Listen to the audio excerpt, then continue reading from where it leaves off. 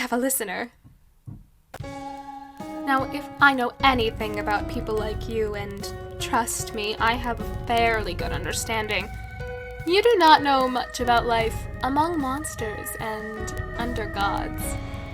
Never fear, dear listener, for I can be your guide through this tumultuous journey into our troublesome world. That is, if you're bold enough to accompany me. You see, if you truly want to know the fates of our beloved heroes, you must brave the murkiest of waters, the darkest of forests, and the sweetest of shops. Does that worry you? It probably should, but if you're still listening, welcome to Roanoke.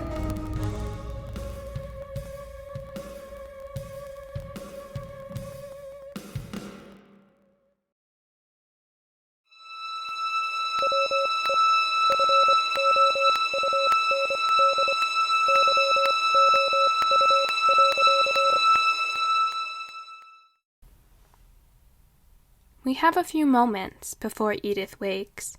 She is sleeping, and in the blank darkness she wanders, her mind forgetting the ground beneath her is a place the likes of which she has never known. She is not dreaming, and neither are you. Her dreams do not contain the making of myths, monsters roaming dark forests and lurking in murky lakes, of gods that do not show their faces in the light.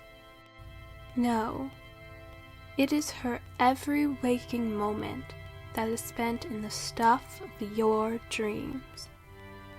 But now, with a soft yawn, she wakes, and her reality creeps back in. She gets up. Her suitcase is propped up next to the bed, and the few possessions she had needed the night before are on her nightstand. Edith is rarely in new places, and she does not relish the feeling. Each step is a trepidatious one, the wooden floorboards strange beneath her feet. Even the way the sunlight drifts into the room is wrong. She waits at the door. She knows exactly what will lie beyond it. She got here last night. But the reality of this is home, as much as it means as a place to stay for a period of time rather than a place of the heart, has crept in during the night, exposed in the soft sunlight of the morning. It's only a summer. This could be good. This could be bad. There wasn't much to stay for at home, anyway.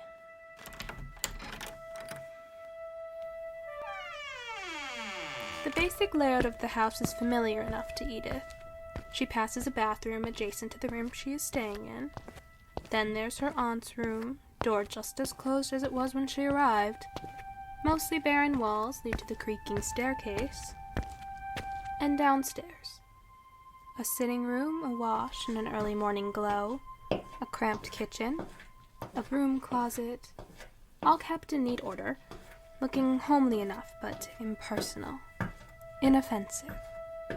Edith hovers on the last stair, hand curling around the banister. Annie? I knew Mom said she was busy, but this takes that to a whole other level. Hello there, note. Edith, I'm sorry I could not be here when you woke up. Work calls, I'm afraid, and it seemed pointless to wake you. I'll be back tonight, so we can catch up then. However, that does not mean I expect you to simply wait around for me. I encourage you to explore town, maybe even make a friend. Hopeful, aren't we, Annie? I saw that the ice cream parlor is hiring, so perhaps you could occupy some of your time with a job. It would be a good way to meet people, and your mother would be so pleased to hear it. I'll leave the directions to get there on the back of this note. First, though, a few ground rules for your stay here, dear. 1. Help yourself to whatever you need in the house, but please do not go into my room. Seems reasonable enough. 2. If you're going to ride that dreadful bicycle of yours, please wear your helmet. I am not explaining to your mother why you sustained a terrible injury under my watch. Well, ouch, Auntie. That's harsh on Blue. 3. I'll leave you an allowance for meals, as I cannot guarantee I'll be here all the time. Free food. Nice. 4. If anything happens, most of the procedures here are similar to your home. Just follow the lead of the others and you'll be perfectly safe. 5. Never, ever, under any circumstances, Edith, should you go into the forest. I am so happy that you're staying with me this summer. I look forward to getting to know you better, and hopefully, you'll enjoy your stay in Roanoke. Hopefully.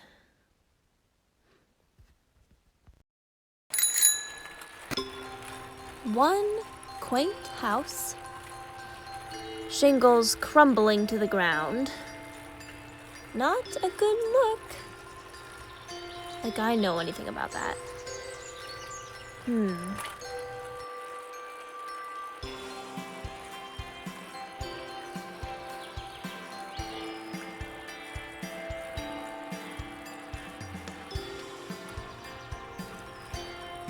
Oh, 2 girls in homespun, sewing under a tree.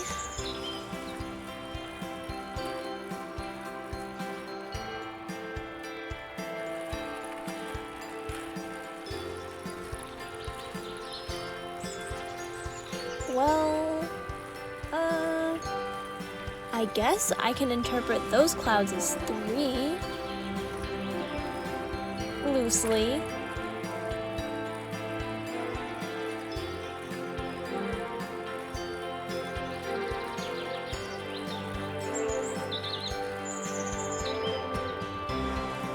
Oh, 4 lilies on the roadside. They're in season now, I think.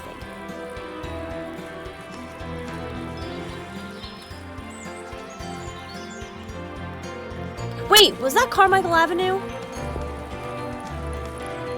Whew. This seems right.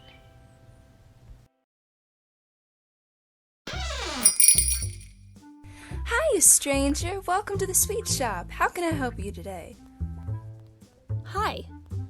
I heard there was a position open, and I was wondering if it was still open. I brought my resume. Oh, honey, you don't need that. You're Linda's niece, right? She told me all about you already, and quite frankly, we're desperate. So the job's yours. When can you start? Okay. As soon as you need, I suppose. Fantastic. Why don't you come on back here and we'll get you all trained up and ready to go. Well, okay then. Lead the way. Now, Edith started getting the hang of things pretty quickly, as she would with any task. So quickly, in fact, that she was left alone to man the counter while the manager took a break. Before we get ahead of ourselves here, Edith's job was simple. Greet, smile, scoop, serve, money, done. Regardless of the job's simplicity, there are always people who can come along and make things difficult.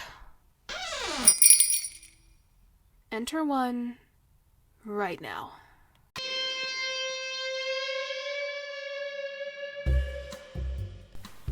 Hello, welcome to the... Yeah, heard it all before. Give me a double scoop of cake batter with hot fudge and a vanilla with sprinkles. From a friend. What? Friend. Oh, aren't you a curious one? All that matters to you is that he's waiting outside for his vanilla with sprinkles in this heat, so let's get a move on, yeah? Edith reacted in her customary way of dealing with tools. Now, as a self-respecting ice cream scooper left in charge of a fine establishment, she decided to get the customer out of her hair as quick as possible. Here's the cake batter, and here's the vanilla. Have a nice day. Oh, no, now hold it right there. These are rainbow sprinkles. Oh, I'm sorry, you didn't specify that. What kind of a person gets rainbow sprinkles? Twerps and babies, that's who. There is nothing wrong with rainbow sprinkles. Well, good for you, saint of the sprinkles. But if I go out there with that, we're all gonna have a problem. The tool has been gesticulating madly during the exchange. A swath of dark hair keeps falling into his face. Edith is glaring up at him from behind the counter, looking like she knows exactly how to cause a problem with where she could shove the sprinkles. We already have a problem. Several, actually. Edith simply raises a single finger, staring holes into the customer. She is just getting started. The first is that this ice cream has already been served, so it's yours now, per company policy. The second is that if you would like a new ice cream, you will have to specify what you would like and then pay for it. The third is that you are harassing an employee, and I will not hesitate to contact my manager if you escalate the situation. Also, you have been exceedingly rude, and I just wish you would leave. Just get me a new vanilla with chocolate sprinkles. You gotta be kidding me. Nope. Please?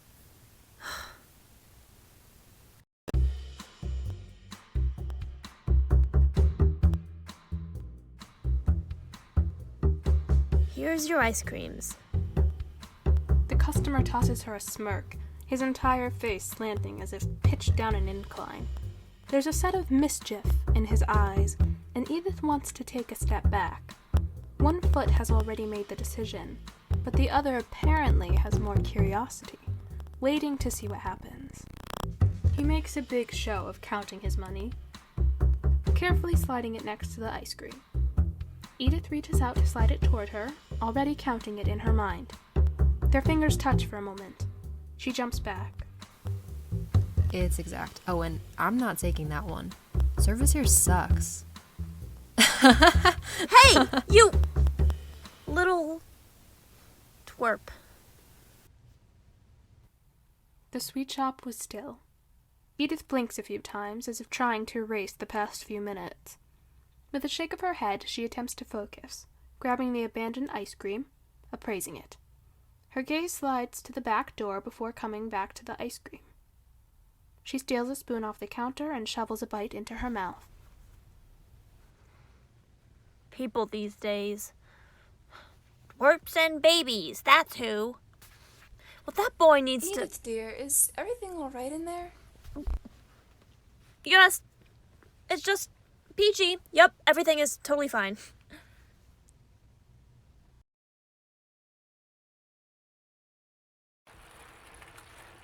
Wait, was that last sign Carmichael or Butler's?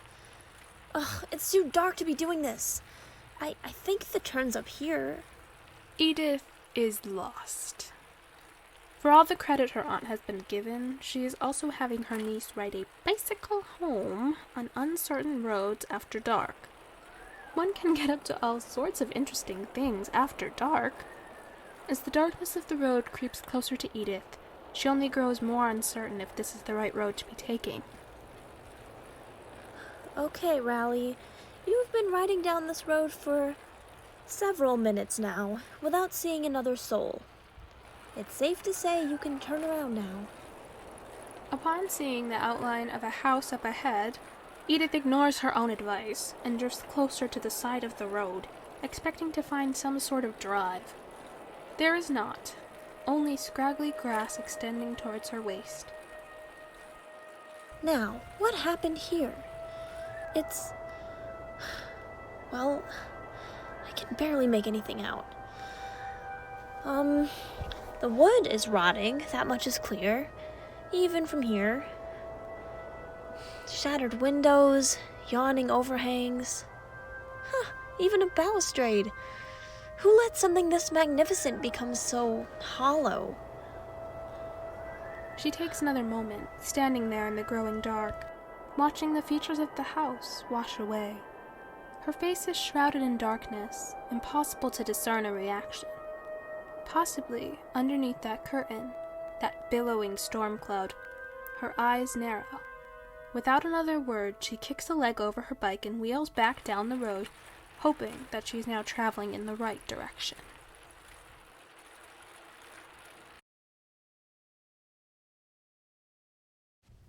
I swear she was here just a minute ago. Apologies, Edith, but something came up with work.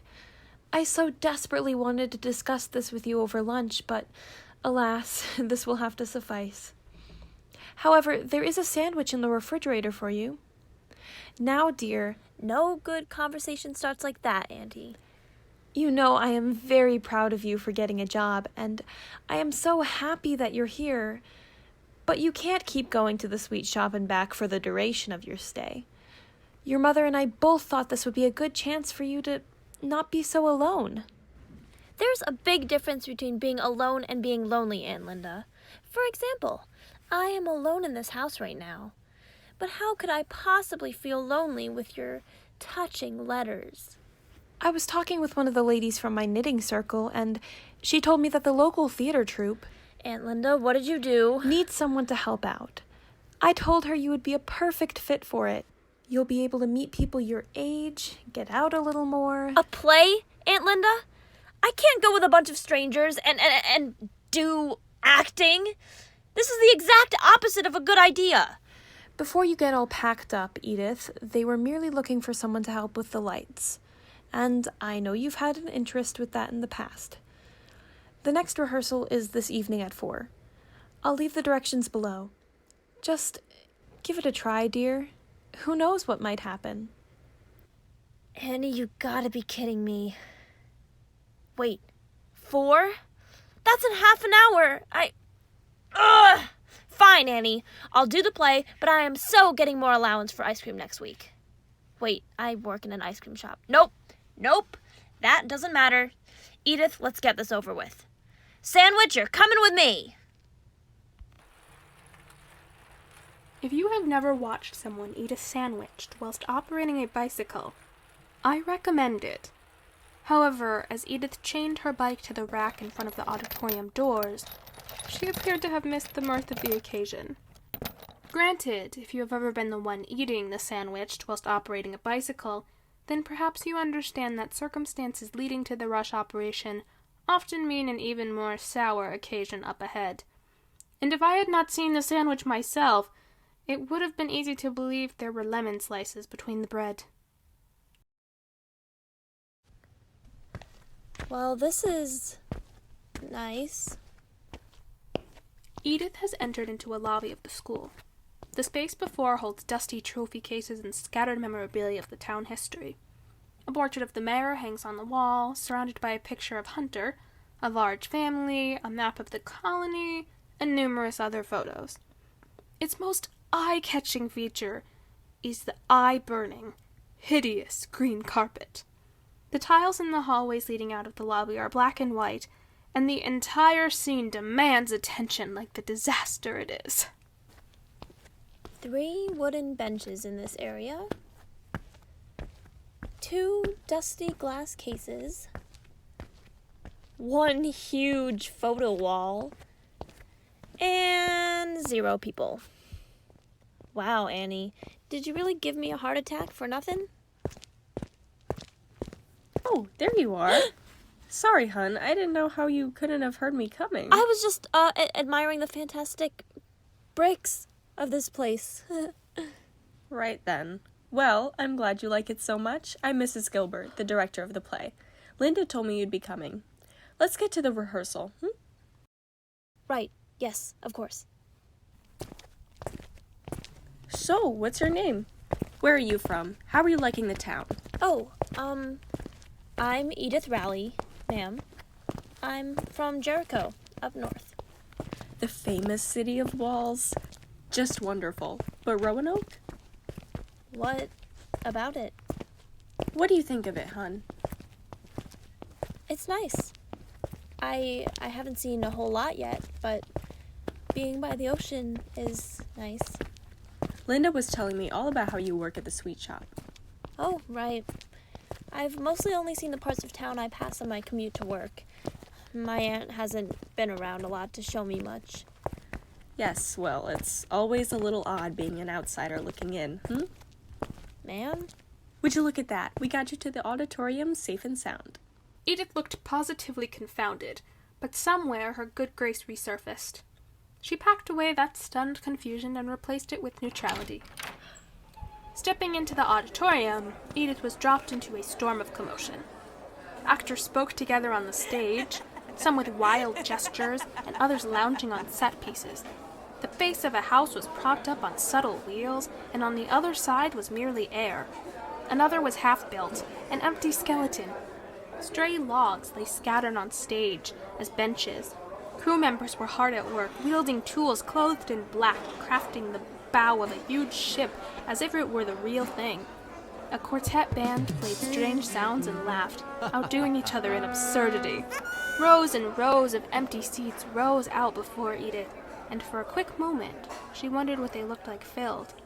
The population of this quiet town under one roof, so she could get a good look at their faces. You'll be working on the light board. Your partner will show you the ropes. The cues shouldn't be too complicated. It's just different colors and coming in when needed. I hear you're a bright girl, Edith. You'll catch on quickly, I'm sure. Well, that's a relief. When's the play? Not for a couple weeks. We're just having everyone do a run-through so that we can get a feel for it. Now, what has that boy gotten up to up there? The director marched into the booth, leaving Edith alone outside for a moment. She looked around for a moment, and to no one, she made a face. I could make a break for it. Right now. Nothing's stopping me. Ah, but will she really? Edith bit her lip, thinking of her aunt's empty house, how her voice would go hoarse after a shift at the sweet shop because those were the only few hours in a day she talked to anyone. She thought of exploring this town, but maybe with someone at her side, instead of having to do it all herself. I better be able to put this on my resume someday. As Edith is about to step inside, the director stomps back out in a huff, nearly bowling her over. Oh, sorry, hun. If you go inside now and follow our leads, you'll fit in here just fine. Does anyone else feel like she's not just talking about the lights? Okay, let's get this show on the road.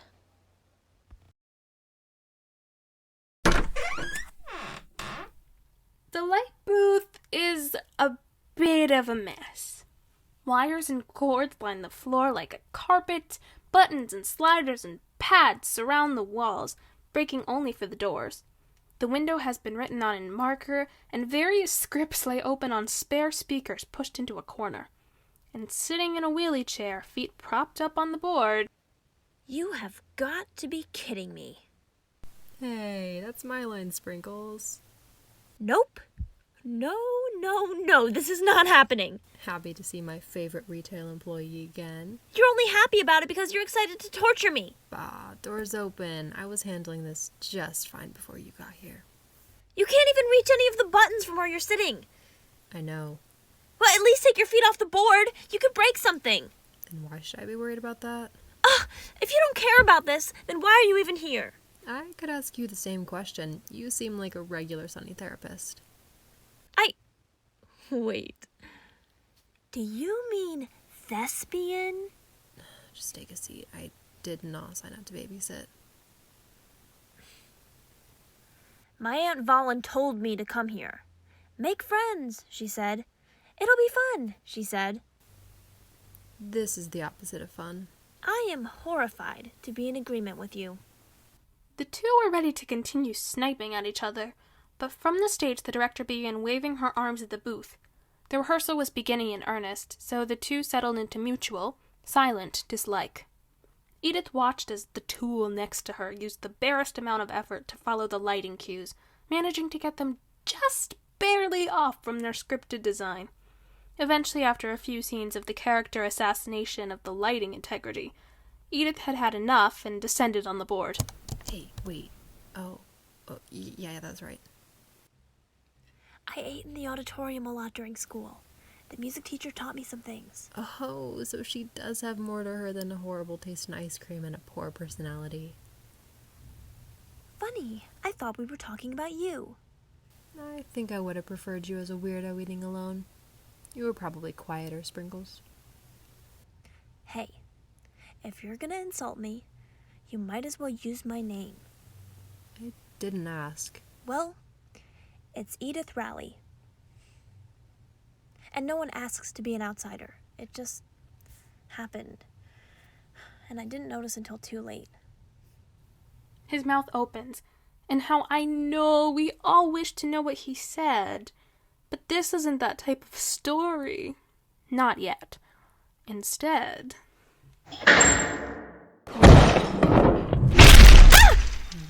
What did you do? Me?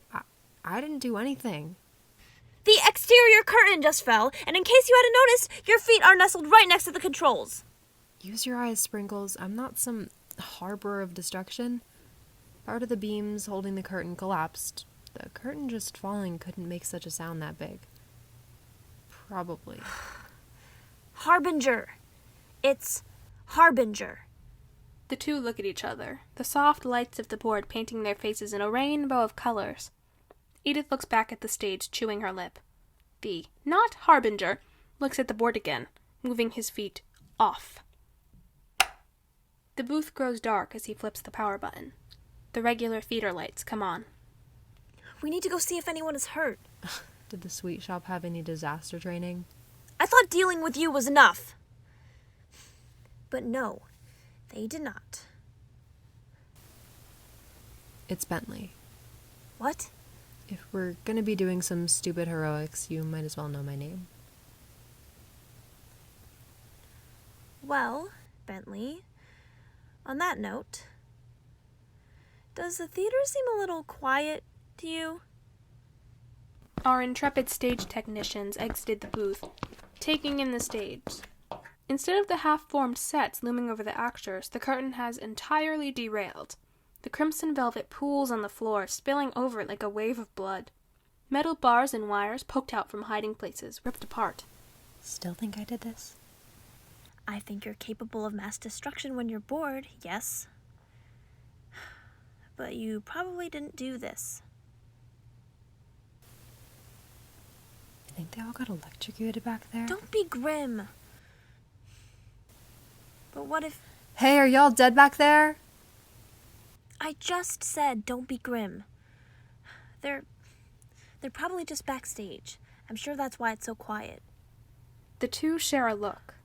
Edith chewing her lip, Bentley's gaze cool. They wear their unease well. Edith is the picture of restrained concern, scared enough to be normal, calm enough to lead without realizing. Bentley looks to all the world that he doesn't care. Only the set of his jaw, the hard look in his eyes, betray that he does. He's a remarkably good actor, for a crew member. Shall we, Sprinkles? Yeah, okay.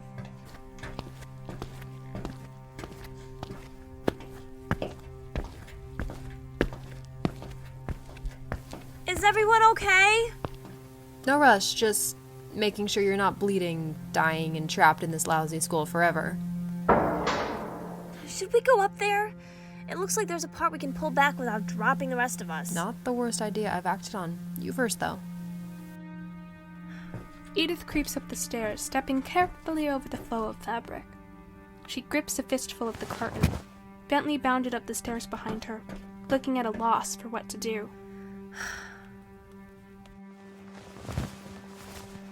And what was behind the curtain?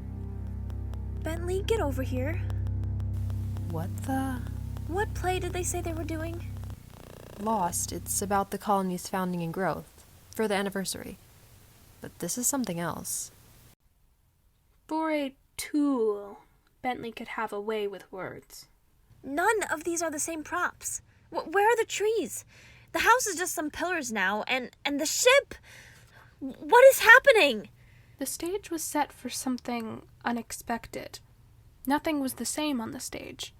Gone was the stereotypical colony. In its place was a fantasy. Tall columns were placed across the stage, fake vines wrapped around them. Huge trees seemed to sprout from the stage, painted bold greens and browns on one side, only to turn over and be coated in golden sunset hues on the other. A titanic moon was painted against the backdrop, so vibrant it seemed to cast light against the strange sight.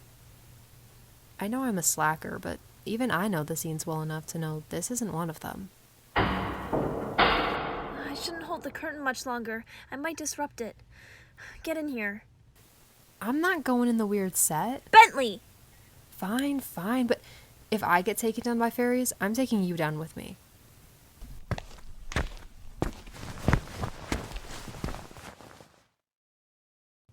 Hello? Is anyone back here? It's Edith and Bentley from the booth. You can't just give the Fae our names. Are you an idiot? You cannot seriously believe that the Fae did this. Wait, are there Fae here? It's been a few decades, but I'm not exactly itching to find out, Sprinkles. Okay, well, no one's answering us. They probably did the smart thing and evacuated. After deciding to put on a whole new show? What even is this anyway? I don't know! This seems like the least of our problems. You went here, right? Regretfully. Well, lead the way. We can find out what happened once we find everyone else. How hard can it be to find a theater troupe?